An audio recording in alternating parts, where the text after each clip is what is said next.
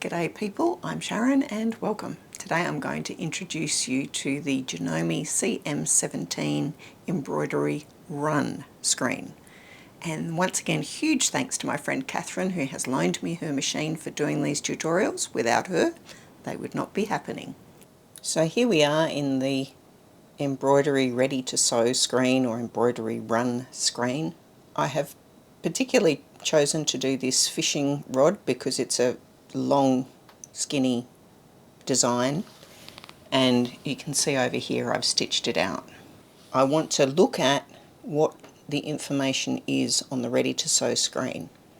I've just changed Kathryn's machine to be in imperial measurements, so in inches, and it tells me that this design is 4.3 inches high, 0.6 of an inch wide, 4 colours, tension is set to auto, scissors are on. I've got it set to run at 400 stitches per minute and it's going to take 4 minutes to stitch out.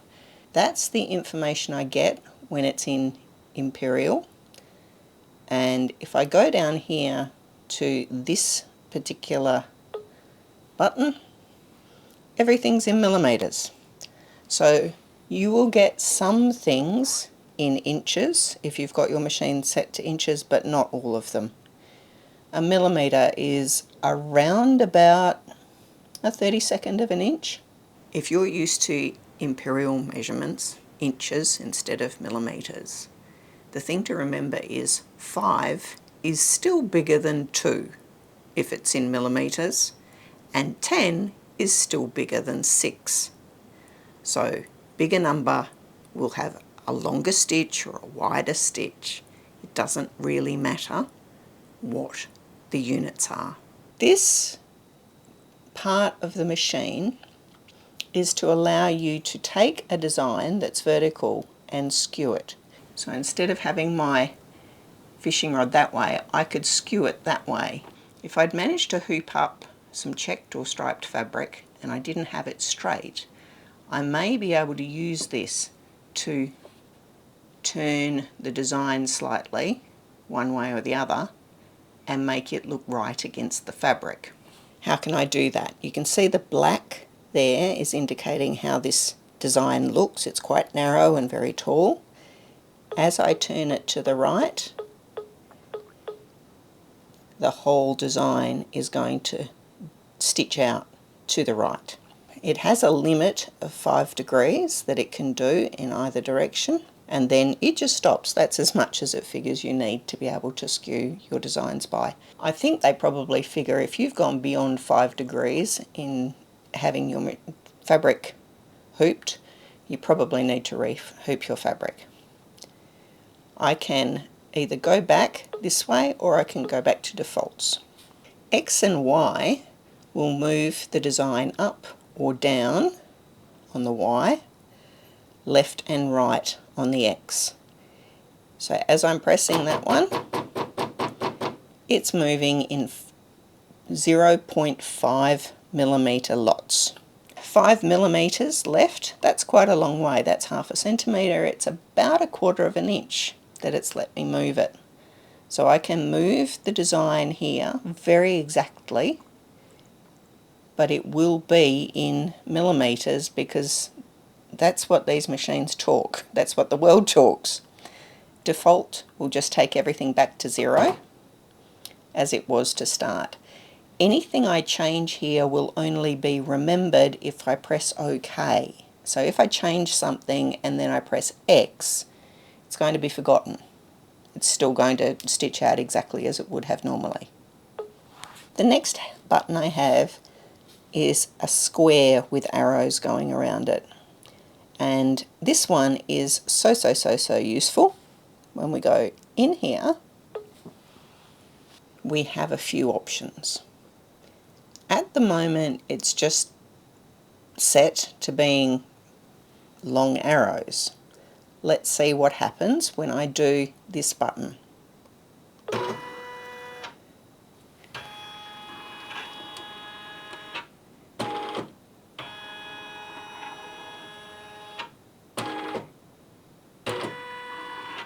It showed me using the needle a rectangle that this entire design would fit into.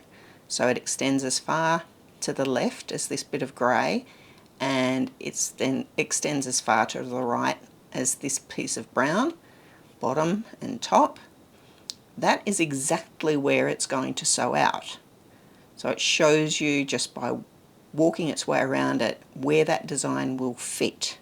The next one has got a dashed arrow. Looks the same, but it's dashed. Let's see what it does. Press Start Stop button.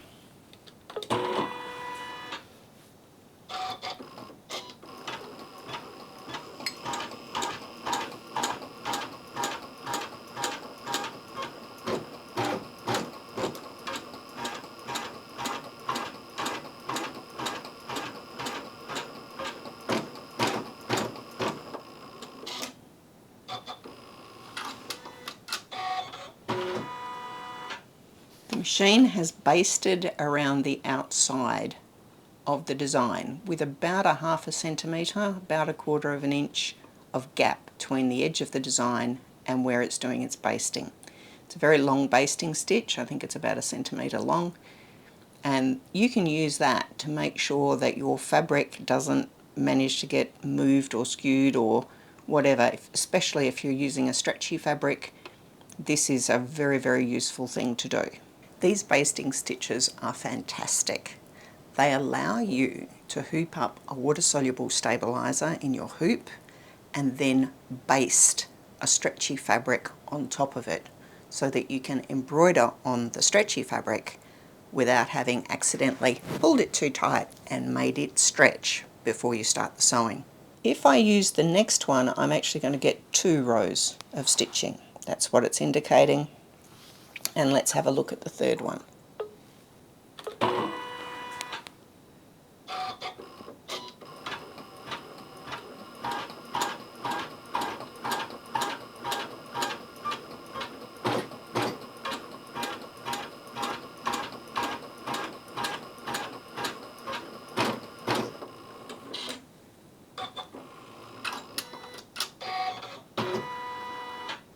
This time when it went around, it described a rectangle that just enclosed the design. This one here does 2 rounds of basting, which is particularly important if you're doing a bigger design and you're trying to put it onto a stretch fabric. It really does stop things from moving around. Now that we know what these look like, I'm going to go back to the skew, and I'm going to skew this design as much as I can to the right. Okay. You may be able to see on the screen that it's now on an angle, but I'm going to stitch that narrow one again.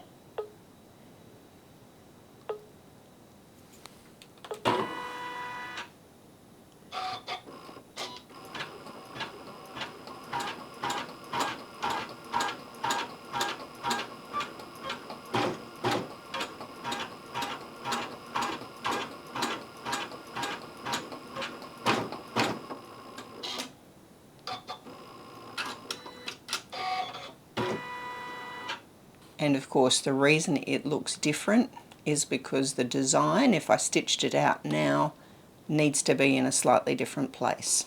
This part of the design will be further over to the left, and that's why it's brought that piece in, and it's going to push things out a little bit over there. I'll put the design back how it initially was. So we go back to defaults. Okay. Currently you can see the entire design with all its colours being shown, and there is a little cross where the needle is when it's compared to the design. By pushing this button, it is greyed out all of the colours other than the current colour. If we moved to the next colour in the design by doing this, so that's just skipped me through the first colour.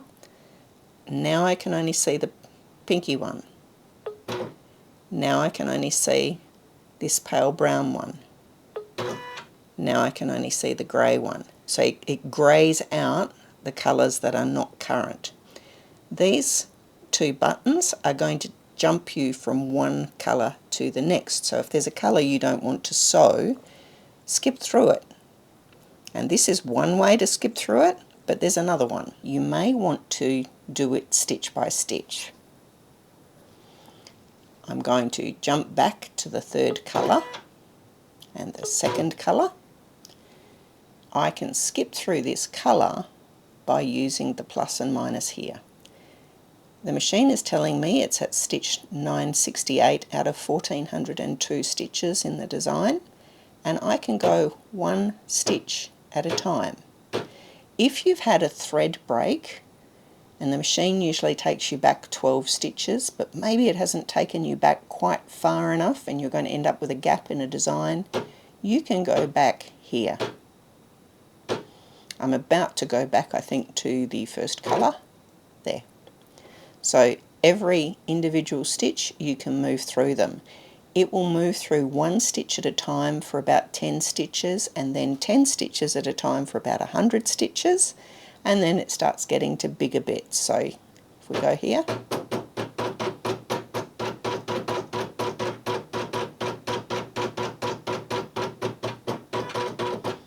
ten stitches at a time, 100 stitches at a time. So you can go to an exact stitch on your machine, on your design, by working your way through these. And whole colour changes here, back to the beginning. So we're now at stitch 0 of 1402. Whether you want to have your machine set to show you all the colours or just the colour that is being stitched at the moment is up to you. This button here looks like a bunch of cotton reels or thread reels, one on top of the other. When we go in there, it tells us which colours are going to be used in this design. Lots of people like to be able to get the colours set up before they start, so they're ready to just put them in. It also tells me how many stitches is going to be done in each colour. I know at the moment that this design has been stitched in the middle of the hoop because I didn't move it. I just opened the design up, and they always get dumped right in the middle of the hoop. So the distance from the bottom to the centre and centre to the top is exactly the same because it is in there in the middle, and same left to right. These arrows allow you to move a design around inside the hoop. I'm going to press this arrow that's pointing upwards, and I'm going to press it and hold it for as long as it goes, and whilst that's happening we'll watch over here.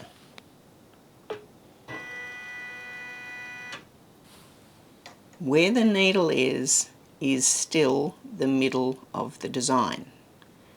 So it would now, if I started stitching this design, it would stitch it with it up here. If I move the design to the left,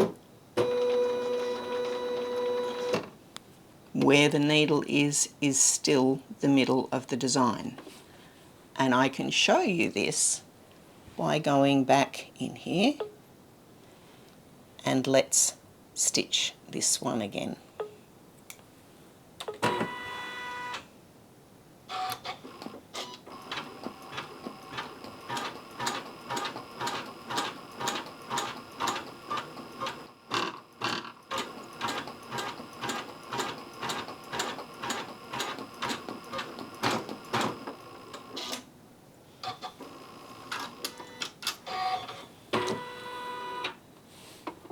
This piece of thread, it managed to not cut off.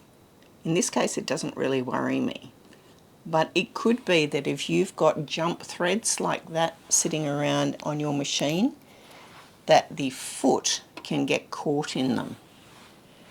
So it's often a good idea to cut them. I don't want it to get caught on the foot. You can see there, that's where the machine thinks it's going to sew, and the needle is once again right in the middle of where it thinks it's going to sew the design. If I X out of there, I can move the design down as far as I like,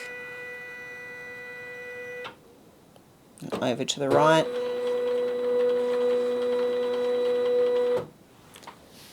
So I have the capacity to move this design and stitch it anywhere I want to in this hoop.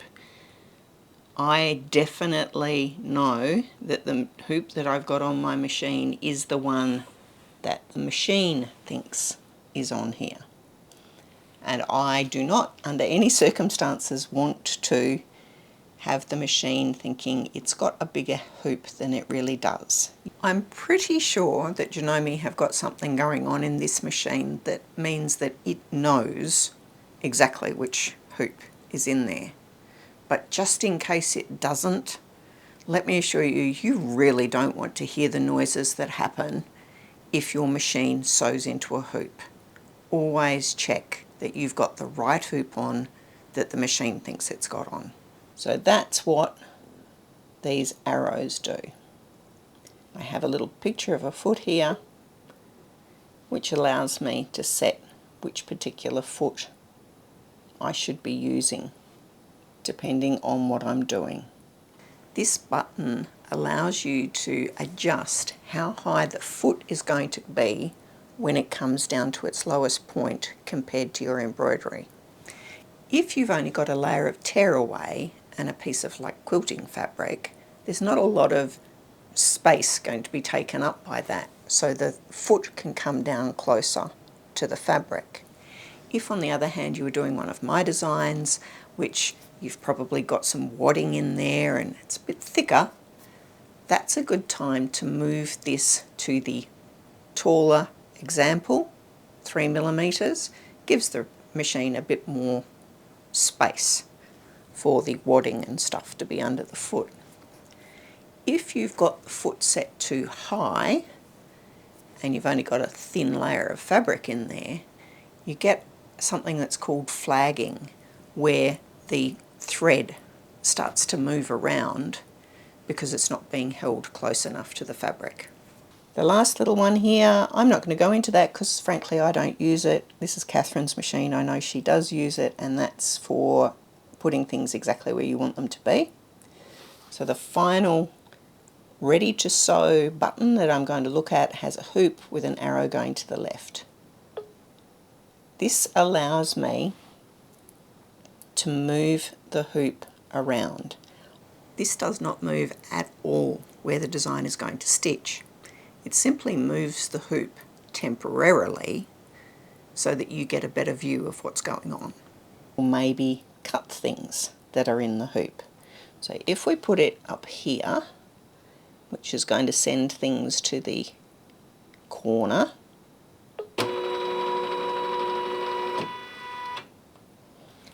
I've now got access to all of this if I'm doing an applique, and I could cut things off.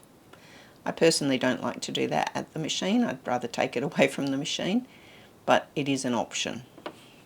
To get it back to the normal position, I just go back to that same button. And it's taken me back to the same position I was in last time.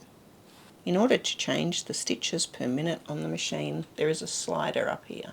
And when I move that over to the right, the machine is now set as a maximum 1200 stitches per minute. It does not mean that it will do 1200 stitches per minute for the entire thing. That would tend to indicate to you that it's going to go 3 times faster than it was at 400 stitches per minute. But 400 stitches per minute said 4 minutes, and this only says 3 minutes.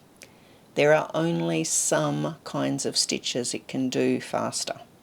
A lot of the stitching will be done at exactly the same rate because it's very, very short zigzag, and the machine can't do that any quicker than it can do it. So the chances are at 400 stitches per minute it's going as fast as it can doing those things anyway. So 1200 stitches per minute will only have any effect on a certain number of stitches in this design. Do you now feel more confident about what those buttons do on your machine and how you could use them to make your life easier, to make your embroideries better. I sure hope you do, because that was my aim today. And I'll see you next time.